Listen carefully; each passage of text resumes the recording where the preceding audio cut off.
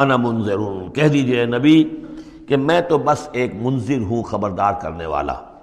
وما من الہ الا اللہ الواحد القہار، نہیں ہے کوئی الہ معبود سوائے ایک اللہ کے جو الواحد ہے، اکیلا ہے اور قہار ہے، پوری طرح چھایا ہوا ہے۔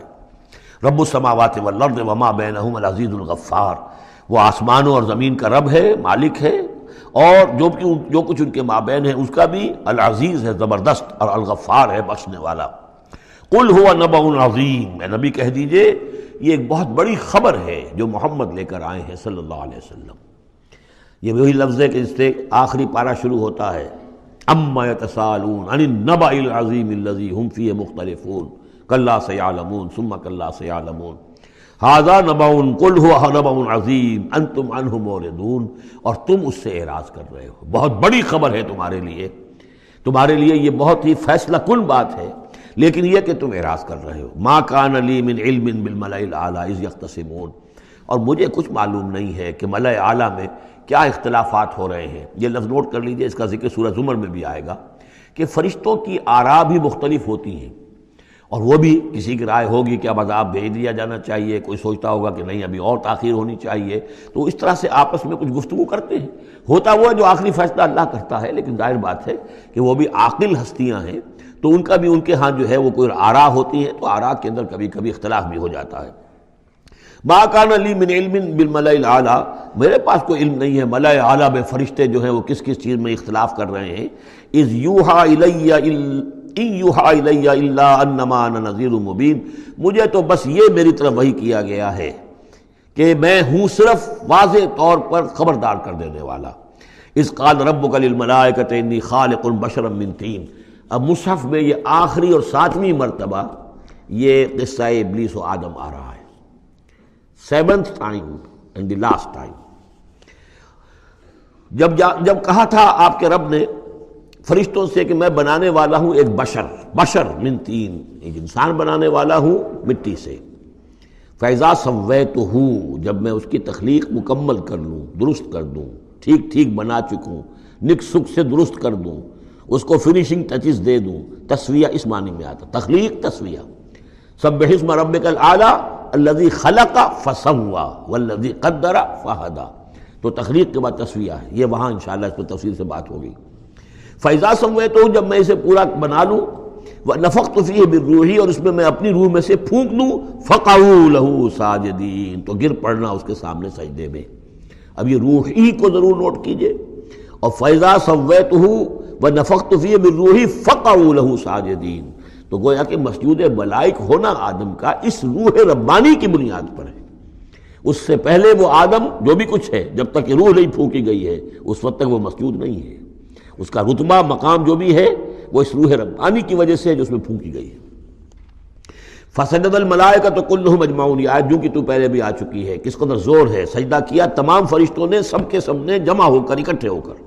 الا ابلیس، نہیں کیا ابلیس نے، استکبر وکان من الکافرین، اس نے استکبار کیا، گھمنڈ کیا، اور وہ کافروں میں سے ہو گیا یا کافروں میں سے تھا، پہلے ہی سے اس میں کفر تھا، چھپا ہوا تھا، تکبر تھا، چھپا ہوا تھا، اب وہ کفر اور تکبر جو وہ سامنے آ گیا، جیسے منافقین کا نفاق غزوہ احزاب کے موقع پر ان کی زبانوں پر آ گیا۔ قال یا ابلیس ما منعک ان تسجد لما خلقت بیدی، اور کہا اللہ نے اے ابلیس کیا ہوا تجھے، کس چیز نے منع کیا، کس چیز نے روکا کہ تو سجدہ نہ کرے اس کو جسے میں نے اپنے دونوں ہاتھوں سے بنایا ہے۔ اب یہ یدیہ جو ہے یہ خاص طور پر قابل غور ہے، دونوں ہاتھوں سے بنانے سے کیا مراد ہے؟ یا تو قرآن میں ایدی بھی آتا ہے، اپنے ہاتھوں سے، ایدی نہ، تو وہ تخلیق جو ہم نے ان کے لیے جو بنائے ہیں، چوپائے بنائے، اپنے ہاتھوں سے بنائے ہیں، ہم لہا مالکون، یہ سورہ یاسین میں آ چکی ہے، لیکن دونوں ہاتھوں سے بنانا میرے نزدیک اس کا مطلب یہ ہے کہ دو عالم جو ہیں، عالم خلق اور عالم امر، ان دونوں کو اللہ نے جمع کیا ہے آدم میں اور انسان میں۔ ایک ہی ہستی ہے اللہ، الا لہ الخلق والامر، خلق اور امر دونوں اسی کے ہیں، یہ دونوں عالم اسی کے تسلط میں ہے، اسی کی حکومت قائم ہے، امر پر بھی، عالم امر اور عالم خلق پر بھی۔ اب فرشتہ صرف عالم خلق سے متعلق ہے، اس کا اس عالم امر سے متعلق ہے، اس کا کوئی وہ حیوانی جسد نہیں ہے، اس کی کوئی بھوک نہیں ہے، اس کو کوئی پیاس نہیں ہے، اس میں کوئی نر اور مادہ نہیں ہے، ان کے کوئی جنسی جذبہ کچھ نہیں، عالم امر کی شے۔ باقی یہ جنات ہیں، ان کے اندر یہ سارا عالم خلق کی شے، ان میں روح کا سوال ہی نہیں۔ باقی جتنے بھی حیوانات ہیں ارضی، یہ عالم خلق کی شے ہیں۔ انسان واحد مخلوق ہے اللہ کی جس میں پھر دونوں چیزیں آ کر جمع ہوئی ہیں کہ عالم خلق سے ہے اس کا حیوانی وجود، یہ جسم جو بنا ہے، یہ مٹی سے بنا ہے، اور لیکن اس کے اندر اللہ نے لا کر وہ امانت جو ہے عالم امر کی روح، وہ جو ہے اس کے اندر پھونکی ہے۔ انا عرضنا الامانۃ علی السماوات والارض والجبال فابین ان یحملنها واشفقن منها وحملها الانسان، اس میں بھی میں یہ بات عرض کر چکا ہوں۔ تو خلقتہ بیدی، میں نے اپنے دونوں ہاتھوں سے بنایا اسے۔ اب اس کو استعارے میں بھی لیا گیا ہے اس معنی میں کہ بڑے اہتمام سے بنایا، میں نے دونوں ہاتھوں سے بنایا ہے، تو اشرف المخلوقات ہے۔ وہ بات بھی صحیح ہے کہ اللہ تعالیٰ کی کریشن کا کلائمیکس، اللہ تعالیٰ کی یوں سمجھیے کہ اس کی کلائمیکس جو ہے، نقطہ عروج جو ہے اس کی تخلیق کا، وہ انسان ہے۔ قال یا ابلیس ما منعک ان تسجد لما خلقت بیدی استکبرت ام کنت من العالین، کیا تم نے غرور کیا، استکبار کیا، یا تو ہے ہی بہت بڑے درجے میں تھا، کوئی تیرا درجہ بہت بلند تھا؟ قال انا خیر من، اس نے کہا صحیح ہے بات، اے اللہ میں اس سے بہتر ہوں۔ اس کے سامنے روح ہے ہی نہیں، اس کے سامنے صرف آدم کا جسد خاکی ہے، حیوانی ہے، تو جھوٹ نہیں کہہ رہا اس کے اعتبار سے، اس کے مشاہدے کے اعتبار سے بات صحیح ہے کہ یہ تو مجھ سے کم تر ہے۔ خلقتنی من نار وخلقتہ من طین، مجھے تو نے بنایا آگ سے، اس کو بنایا مٹی سے۔ قال فاخرج منها فانک رجیم، سوال یہ ہے کہ اللہ حکم دے رہا ہے تم سجدہ کرو، تو تم نے اللہ کے حکم کی تو نافرمانی کی ہے نا۔ فاخرج منها، نکل جاؤ اب یہاں سے، فانک رجیم، تم مردود ہو گئے ہو، وان علیک لعنتی الی یوم الدین، اور اب تم پر آخرت کے دن تک، اگلے وہ جزا و سزا والے دن تک تم پر لعنت رہے گی، میری لعنت۔ قال رب فانظرنی الی یوم یبعثون، اس نے کہا کہ پروردگار پھر مجھے ذرا مہلت دے اس دن تک جب کہ یہ دوبارہ اٹھائے جائیں گے، آدم اور اس کی نسل پوری کی پوری۔ قال فإنک من المنظرین، اللہ تعالیٰ نے اسی یعنی استحقار کے انداز میں، ٹھیک ہے جاؤ، تمہیں یہ دی گئی مہلت جو تم نے مانگا ہے، گرانٹڈ۔ الی یوم الوقت المعلوم، اس وقت کے دن تک جو معلوم ہے، طے شدہ ہے، یوم یبعثون جب آنا ہے، اس وقت تک کے لیے تمہیں مہلت دے دی گئی۔ قال فبعزتک لأغوینہم اجمعین، اب اس نے کہا جب تو نے مجھے مہلت دے دی ہے تو اے اللہ تیری عزت کی قسم، تیرے اقتدار اور اختیار کی قسم، میں ان سب کو گمراہ کر کے رہوں گا۔ الا عبادک منہم المخلصین، سوائے اس میں سے تیرے وہ بندے جنہیں تو خود اپنا بنا لے، مخلص، مخلص نہیں، مخلص۔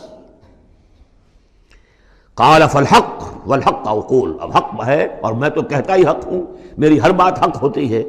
لَأَمْلَأَنَّ جَهَنَّمَ مِنْكَ وَمِمَّنْ تَبِعَكَ مِنْهُمْ أَجْمَعِينَ، تو میں بھی بھر دوں گا پھر جہنم کو تجھ سے، اور جو بھی ان میں سے تیری پیروی کریں گے ان سب سے جہنم کو بھر کر رہوں گا۔ قُلْ مَا أَسْأَلُكُمْ عَلَيْهِ مِنْ أَجْرٍ، اب یہ بات بتا کے اب حضور سے کہا جا رہا ہے نبی کہیے میں نے تم سے اس پر کوئی اجرت تو نہیں مانگی،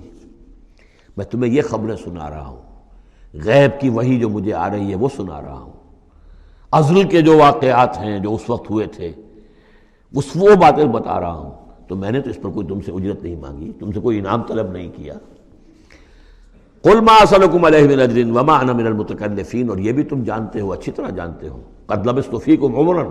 میں تمہارے مابین ایک عمر گزار چکا، میں متکلف نہیں ہوں۔ متکلف کون ہے؟ تکلف کرنے والا۔ اب تکلف ہر اعتبار سے ہوتا ہے، ایک جیسے ہم جسے کہتے ہیں ایک شاعر ہوتا ہے فطری شاعر، اور ایک متشاعر ہوتا ہے۔ وہ شاعر فطری نہیں ہوتا، وہ بڑی محنت کرتا ہے، جوڑ توڑ کے کوئی سیکھتا ہے، عروض سیکھتا ہے، یہ سیکھتا ہے، کوئی الفاظ کا ذخیرہ جو ہے جوڑتا ہے، پھر وہ کچھ شعر کہتا ہے، وہ تکلف کے ساتھ شعر کہنا۔ ایک ہے جسے آپ کہتے ہیں آمد، اور ایک وہ ہے کہ آورد، بڑی محنت سے مشقت سے کوئی آپ نے کمپوز کیا ہے۔ تو میری زندگی میں تم نے تکلف کا کوئی شائبہ دیکھا ہی نہیں آج تک، سادہ زندگی۔ خاص طور پر یہ کہ کبھی میں نے شعر کہنے کی کوشش کی ہو، کبھی میں نے کوئی خود خطیب بننے کی کوشش کی ہو، اس کی کوئی مشق کی ہو، ما انا من المتکلفین، میں کوئی بنانے والا اور تکلف کرنے والا اور تصنع کرنے والا نہیں ہوں۔ ان ہوا الا ذکر للعالمین، نہیں ہے یہ مگر یاد دہانی اور نصیحت تمام جہان والوں کے لیے۔ وَلَتَعْلَمُنَّ نَبَأَهُ بَعْدَ حِینٍ، اور اس کی جو خبر ہے، جو اس کا نتیجہ نکلنے والا ہے، جیسے سورۃ الطارق میں فرمایا انہ لقول فصل وما هو بالهزل، یہ فیصلہ کل بات بن کر آیا ہے قرآن۔ اب جو فیصلہ، جیسے کہ ہم سورہ بنی اسرائیل میں پڑھ چکے ہیں، وبالحق انزلناہ وبالحق نزل، ہم نے حق کے ساتھ نازل کیا اور حق کے ساتھ یہ نازل ہوا ہے. اب فیصلہ ہوگا، اسی کی ترازو میں قوموں کی تقدیریں تلیں گی اور فیصلے ہوں گے. جیسے کہ حدیث ہے حضرت عمر بن الخطاب سے رضی اللہ تعالی عنہ کہ حضور نے فرمایا ان اللہ یرفع بہذا الکتاب اقواما ویضع بہ آخرین، اللہ تعالیٰ اسی کتاب کی بدولت قوموں کو عروج پر پہنچائے گا اور اسی کو ترک کرنے کی وجہ سے قعر مذلت میں گرا دے گا. تو فرمایا وَلَا تَعْلَمُنَّ نَبَأَهُ بَعْدَ حِينٍ، کچھ دیر کے بعد اس کی اصل خبر ان کو پہنچ جائے گی کہ اس کا نتیجہ کیا نکلتا ہے.